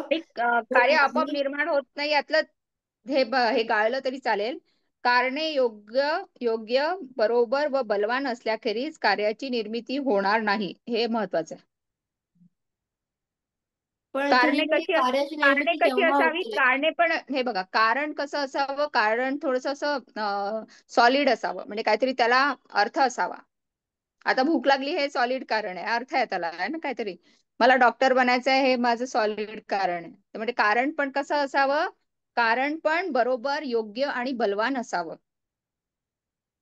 म्हणजे असंच काहीतरी विचित्रासारखे कारण घेऊन आपण कामं करू नये असं त्यांचं म्हणणं आहे. काहीतरी कारण पण असावं, ते पण बरोबर आणि योग्य असावं. ठीक आहे. हा, अनघाजी का बरं ऑफ केला? तर याचं उत्तर लिहिता येईल. कार्याची निर्मिती केव्हा होते? जिया, समजलं का? की वरती डोक्यावरून चाललं? नाही, आता एक सोपं मिनिट सोपं वाटलं सगळं? मॅम, इथे लिहिले की बोला. कार्याची निर्मिती केव्हा होते. मग कार्याची निर्मिती कारणापासूनच कार्याची उत्पत्ती होते. कार्य आपोआप निर्माण होत नाही आणि कारणे योग्य, बरोबर व बलवान असल्याखेरीज कार्याची निर्मिती होणार नाही. हे एवढं मोठं उत्तर आहे ना. हा, मग असं तुम्ही अजून त्याला असं करू शकता की योग्य, बरोबर, सॉरी, कारणे योग्य, बरोबर आणि बलवान असतील तर कार्याची निर्मिती होते, असंही लिहू शकता. काय कार्य काय काय कारणे योग्य, बरोबर व बलवान असतील तर कार्याची निर्मिती होते. कारणे असं पण योग्य. लिहू शकतो का की हा, बोल बोल. कार्याची कारणा बरोबर कारणात विसरली मी काय बोलत कारणामुळे कार्याची निर्मिती, कारणामुळे पण लिहू शकता तुम्ही. कारणामुळे कार्याची निर्मिती होते. आणि कारण योग्य व बलवान, बरोबर आणि बलवान असेल तर तरी सुद्धा कार्याची निर्मिती होते, असं लिहू शकता. किंवा असं म्हणजे लिहू शकता, असं योग्य, बरोबर व बलवान कारण असेल तर कार्याची निर्मिती होते. लिहिता का? लिहून मॅम, काढा. असं लिहू का, म्हणजे कारणापासूनच आहे का कार्याची तुमच्याजवळ पेन उत्पत्ती पेपर होते. आहे का? मी सांगते उत्तर, पटकन लिहा. मॅम मॅम एक मिनिट, मी फेम केलंय.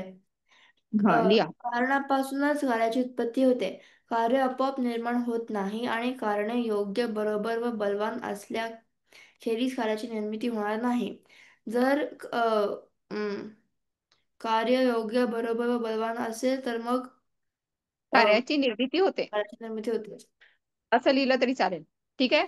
तर मॅम फ्रेम केला बोल. तर जर की कारण योग्य, बरोबर व बलवान असल्या खेरीज कार्याची निर्मिती होणार आहे. नाही, असल्याखेरीज नाही. असल्याखेरीज नाही वापरायचं. कारणे योग्य, बरोबर व बलवान असतील तर कार्याची निर्मिती होते, असं लिहायचं. ठीक हे वाक्य लिहून घ्या. कारणे योग्य, बरोबर व बलवान असतील तर कार्याची निर्मिती होते.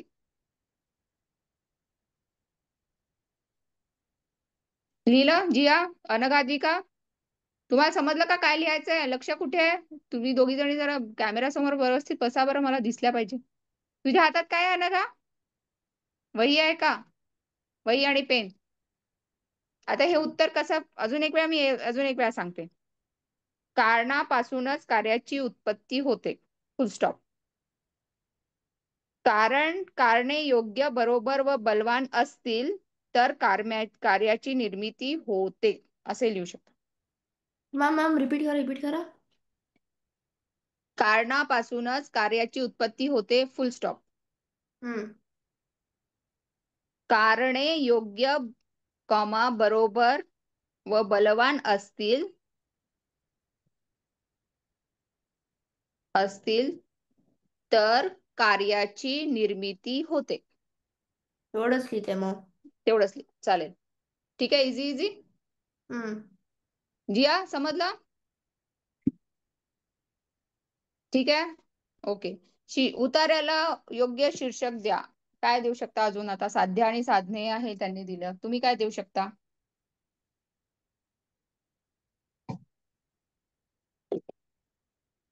आता आपण कार्य, कारणे वगैरे म्हणतोय ना, तर तुम्ही काय देऊ शकता एखादं नवीन नवीन हे?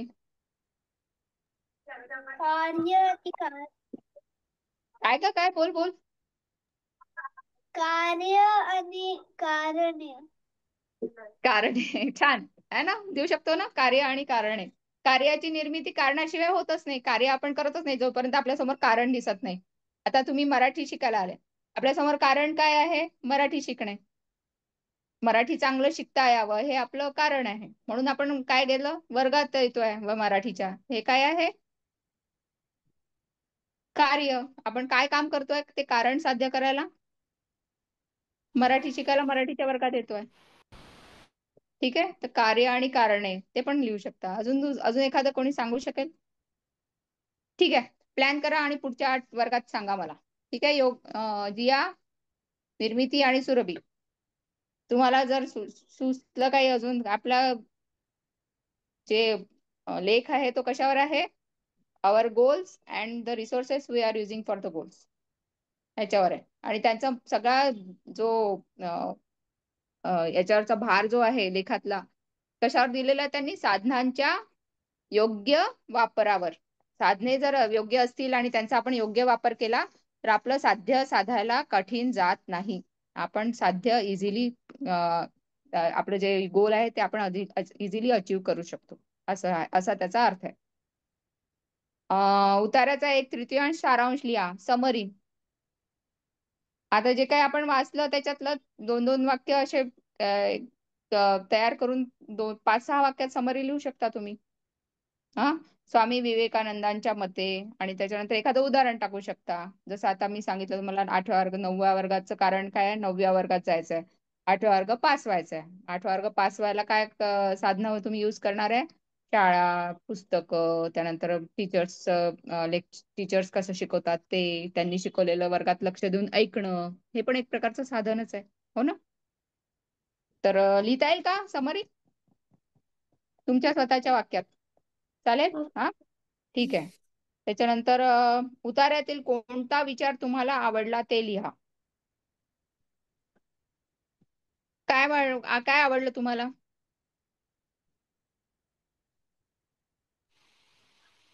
काय वाचण्यासारखं वाटलं तुम्हाला? की साध्या इतकेच साधनांकडे लक्ष देणे.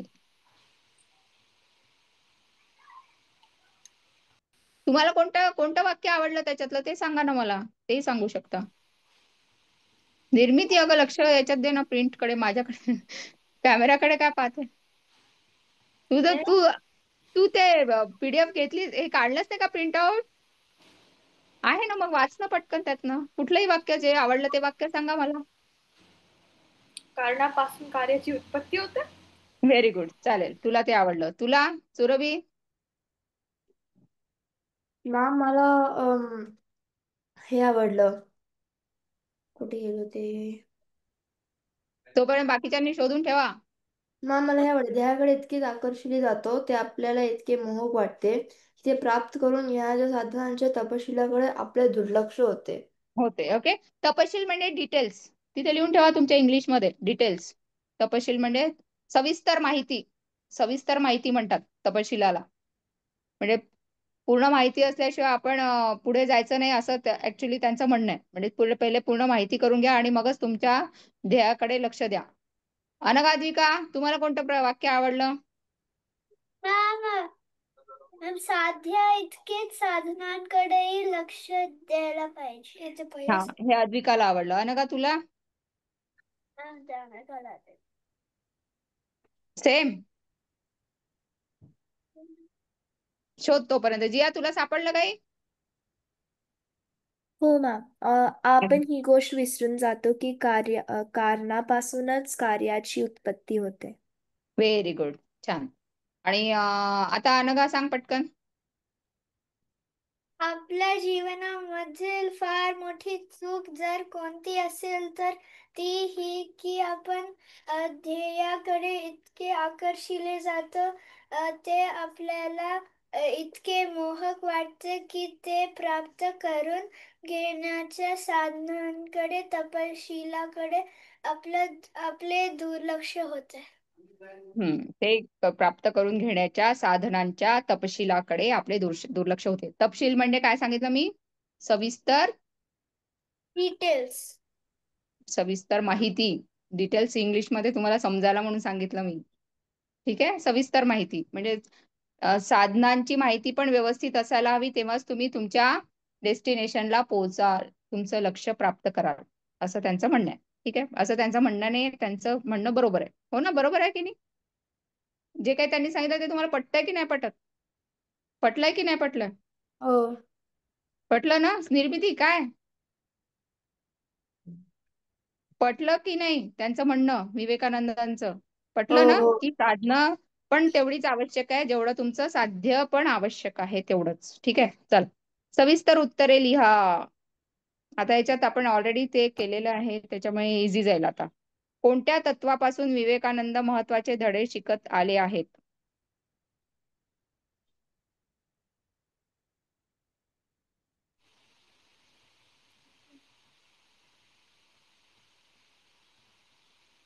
कोणत्या तत्वापासून आलेत? पहिल्या पॅराग्राफ मध्येच आहे सगळं. मी 2 सेंटेन्सेस मध्ये कन्फ्युज आहे. कुठे सेंटेन्स, कुठे कन्फ्युज आहे? उत्तरासाठी. म्हणजे हा, नाही पहिलं वाक्य अ प्रश्नाचं पहिला प्रश्न उत्तर आहे आणि मग दुसरा ते त्याच्या खालची ओळ आहे. वाचून दाखव ना मला. कर्माच्या बाबतीत साध्यायिकेच साधनांकडेही लक्ष द्यायला पाहिजे. ज्यांच्यापासून मी हा धडा घेतला ते फार थोर पुरुष होते आणि त्यांचे स्वतःचे जीवन हे या महान तत्वाचे प्रत्यक्ष उदाहरण होते. हम्म. पण पुढचं अजून आहे ना, त्यांचं तत्व काय आहे की साध्या इतके साधनांकडे लक्ष देणे. ह्या तत्वात सर्व कर्मांच्या यशाचे रहस्य सामावले आहे. तर विवेकानंदांनी काय म्हटलं, कोणत्या तत्वापासून विवेकानंद महत्वाचे धडे शिकत आले आहेत? साध्या इतके साधनांकडे लक्ष देणे ह्या तत्वापासून विवेकानंद महत्वाचे धडे शिकत आले आहेत. ठीक आहे, लिहू शकता? सोपं आहे ना? एका वाक्यातच आलं त्याचं उत्तर. ऍक्च्युली अजून लिहायचं आहे पण एवढं तरी लिहिलं तरी पुरेल तुम्हाला. निर्मिती झोपू नको. उत्तर लिहिते. लिहिते आहे, मला वाटलं झोपते. पण कळलं का उत्तर? ठीक आहे सुरभी, हो जिया, काय आहे त्यांचं तत्व? काय आहे कुठल्या तत्वापासून? तर साध्या इतके साधनांकडे लक्ष द्यावे या तत्वापासून विवेकानंद महत्वाचे धडे शिकत आले आहेत. त्यांच्या म्हणण्याप्रमाणे जे थोर पुरुष झाले त्यांनी या महान तत्वाचे काय म्हणतात त्याला, अनुकरण केले असं त्यांना, म्हणजे स्वतःच्या जीवनात त्यांनी हे तत्व काय म्हणतात त्याला, अनुभवले असं त्यांचं म्हणणं आहे. म्हणजे थोर पुरुषांच्या जीवनात पण हेच तत्व त्यांनी लागू केले म्हणून ते जे थोर पुरुष आहेत त्यांची महानता आपल्याला समजली असं त्यांना म्हणायचंय. हे एक्स्ट्रा होईल, लिहिता येईल का?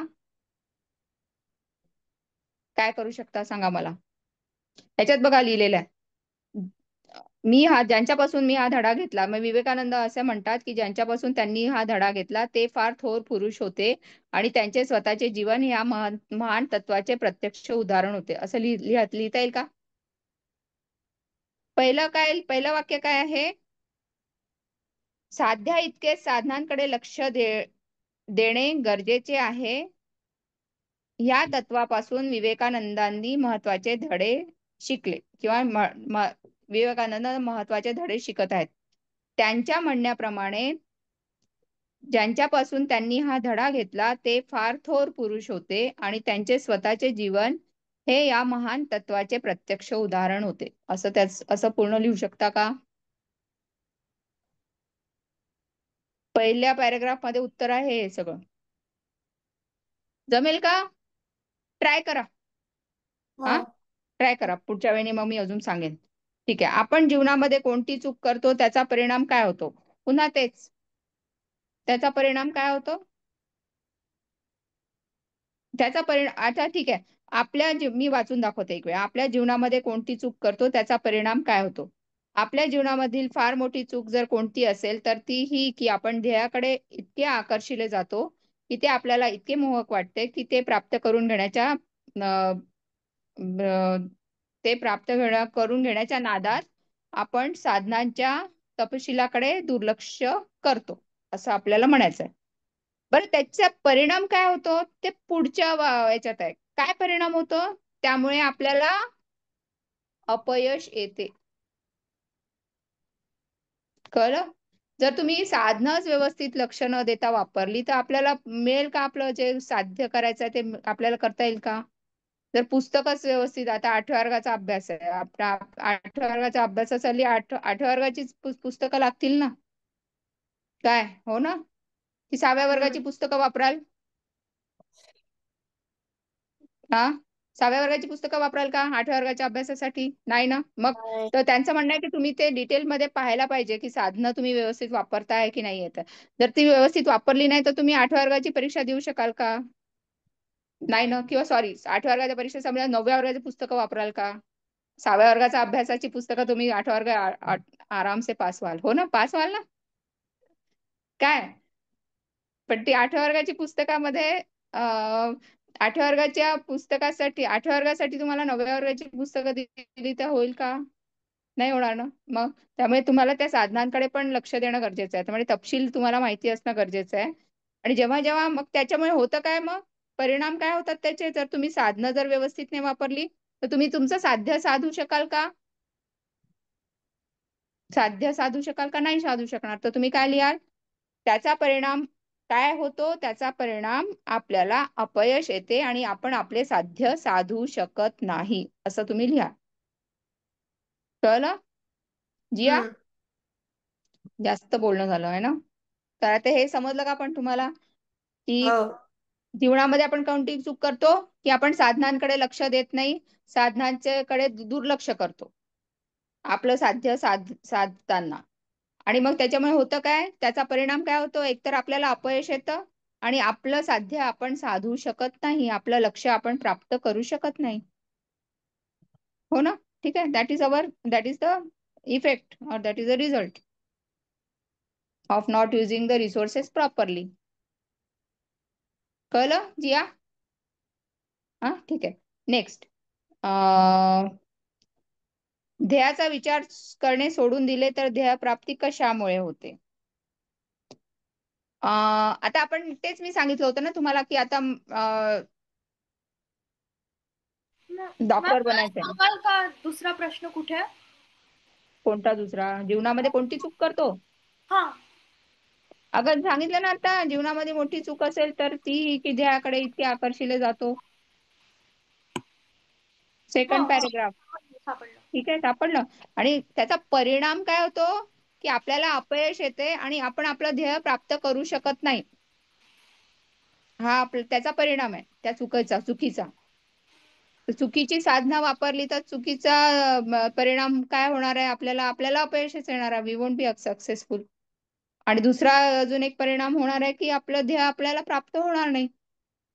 आता लास्ट पॅरेग्राफ मध्ये काय आहे, ध्येयाचा विचार करणे सोडून दिले तरी ध्येयप्राप्ती कशामुळे होते. म्हणजे आता तुमची साधनं जर व्यवस्थित आहे आणि तुमचं ध्येय ऑलरेडी ठरलेलं आहे. काय ध्येय आहे तुमचं ठरलेलं? समजा 8व्या वर्ग पास करायचं चांगल्या मार्कांनी, हे तुमचं ठरलेलं आहे. मग तुम्ही 8व्या वर्गाचा परीक्षा अभ्यास सुरू होतो, शाळेचा सुरू होतो. 8वा वर्ग सुरू झाला, कधी सुरू झाला तुमचा 8वा वर्ग? जून मध्ये की मे मध्ये? जून मध्ये ना. पण जून पासून तुम्ही 8व्या वर्गाचा अभ्यास सुरू केला तर ऑटोमॅटिकली तुम्हाला माहिती आहे की मला हे वर्षभर अभ्यास करायचा आहे आणि शेवटी मला माझं ध्येय काय मिळणार आहे, 8वा वर्ग मी पास होणार आहे. हो ना. कळलं का? हे ध्येय आहे तुमचं की आम्हाला 8वा वर्ग पास करायचा आहे. पण त्याच्यासाठी तुम्ही ऍडमिशनची जी सुरू झाली आहे ती म्हणजे शाळा सुरू झाली आहे ती कधीपासून सुरू झाली? जून पासून सुरू झाली आहे. आणि एक्झाम कधी आहे? मार्च मध्ये. मार्च किंवा एप्रिल ना.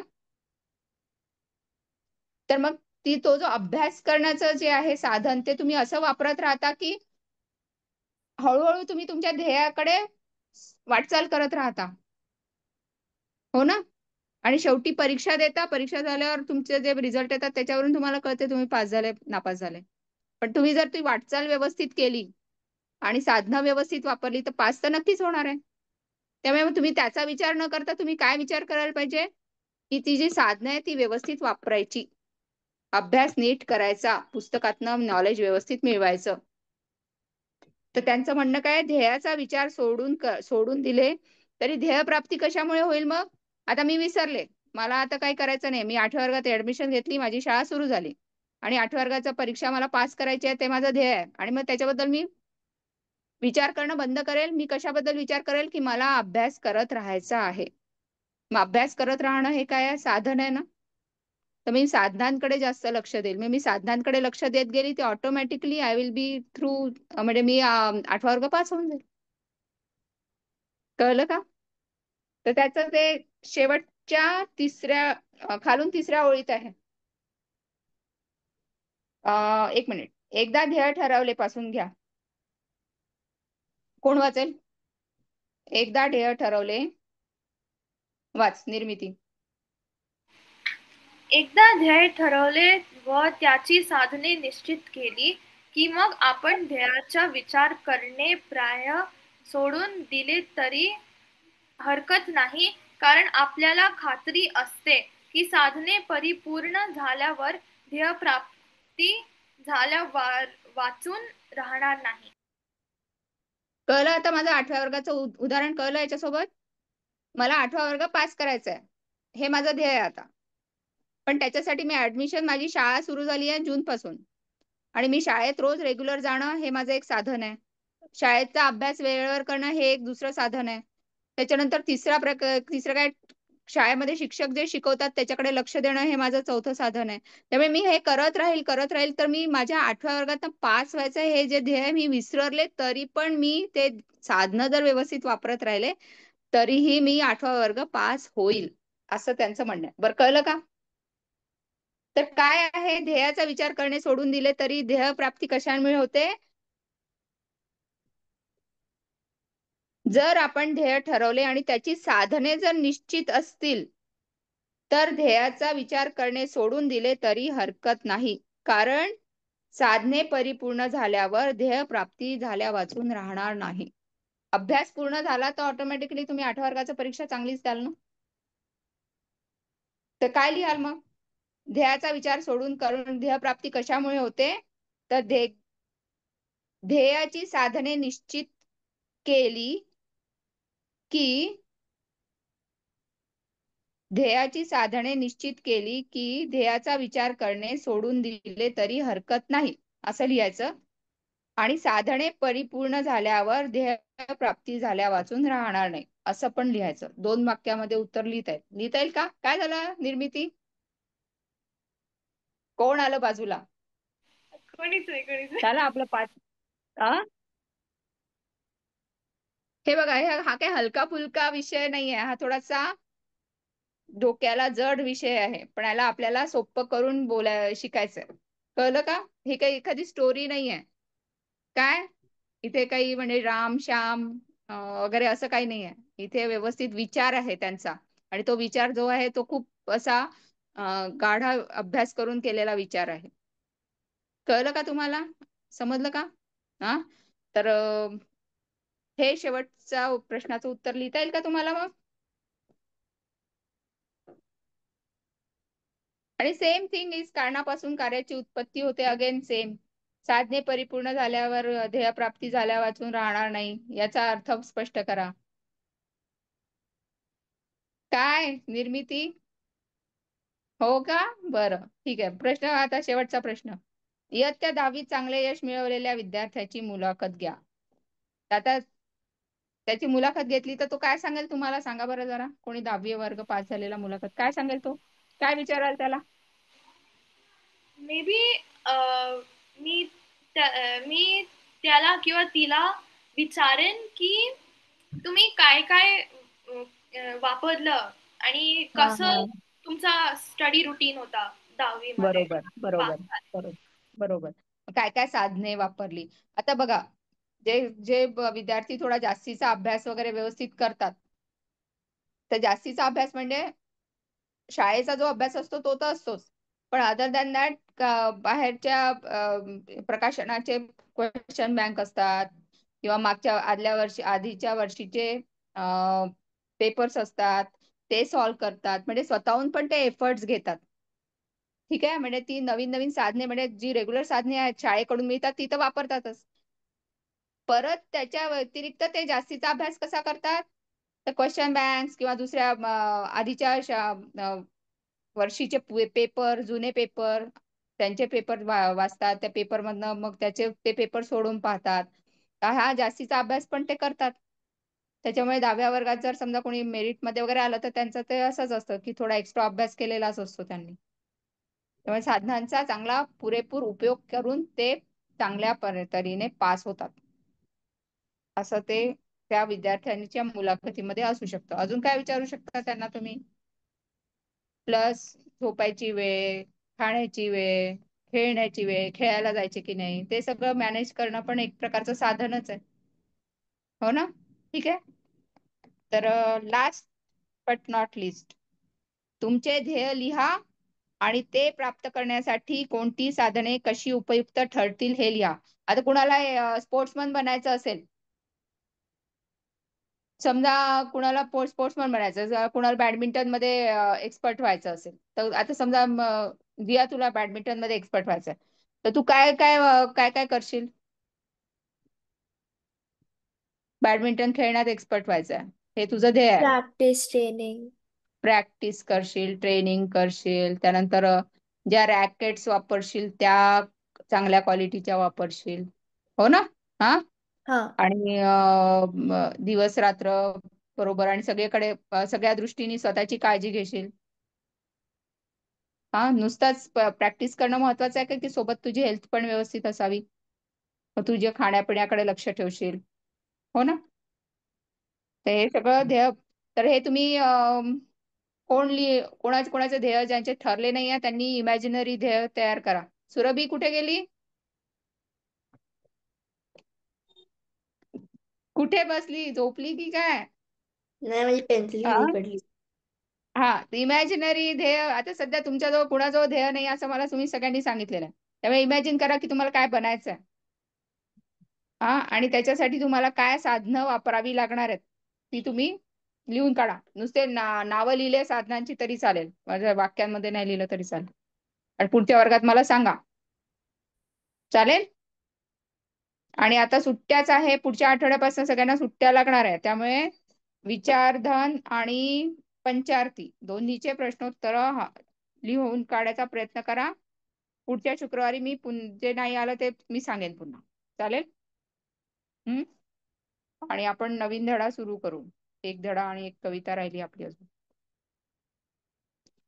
तर याचे प्रश्नोत्तर थोडेसे प्लॅन करा आणि समजा कुठे गरज वाटली तर आई बाबांना विचारा. प्रयत्न करा थोडे लिहायचे. ठीक आहे? काय अनघाजी का? सगळ्यांनी मार्किंग केलं ना व्यवस्थित? ओके. हो. आज आपल्याला अजून एक नवीन धडा घ्यायचा होता मला. थांबता का? अर्धा एक तास पूर्ण घेऊन टाकू. नाही. नाही, पुढच्या आठवड्यात सुट्टीच आहे. पुढच्या आठवड्यात एक क्लास घेऊया मग, सुट्टीच्या दिवशी एक. कधी संपते सुट्टी मला सांगा पटकन. 3 ऑक्टोबर. हो. 3 ऑक्टोबर. आणि तुझी? माहित नाही. ठीक आहे, मग 4ला आपण भेटूया. त्यामुळे मग ठरवू त्याच्या पुढच्या आठवड्यात. तुमची किती तारखेपर्यंत सुट्टी आहे सांगा मला. माहित नाही. 2 तारखेपर्यंत. 6 तारखेपर्यंत. 6 तारखेपर्यंत. फक्त 6 तारखेपर्यंत? मग आता मध्ये सोमवार मंगळवार कोणाला सुट्टी आहे का? नाही. आहे. बरं, पुढच्या आठवड्यात मग 30 तारखेला वगैरे सुट्टी असेल ना मग? 28-29 ला सुट्टी असेल ना? मला मंडे ट्युजडे सुट्टी नाहीये, 24 पासून सुट्टी आहे. अच्छा, 24 ऑनवर्ड सुट्टी आहे ना? ठीक आहे, मग तेव्हा पाहू. आता आपण या शुक्रवारी एक क्लास घेऊ 26 तारखेला. त्याच्यात ठरवू 1-2 एक्स्ट्रा क्लास घेऊन आपण याचा पूर्ण अभ्यास पुन्हा व्यवस्थित करू. चालेल? थोडं इझी करून करू, म्हणजे थोडंसं कठीण नाही, थोडंसं सोपं करून लिहूया आपण, म्हणजे मग सोपं पडेल लिहायला. चालेल? ठीक आहे. ठीक आहे, चला मग भेटूया पुढच्या शुक्रवारी. आणि ट्राय करा प्रश्नोत्तर लिहायचा. ठीक आहे? याचे प्रश्नोत्तर जेवढे आपण मार्क केले तेवढे तरी लिहून काढा. हो हो. लिहा आणि पोस्ट करा ग्रुपवर. हो. ओके. शुभरात्री मॅम. शुभरात्री. चलो बाय. चाओ बाय. शुभरात्री मॅम. शुभरात्री.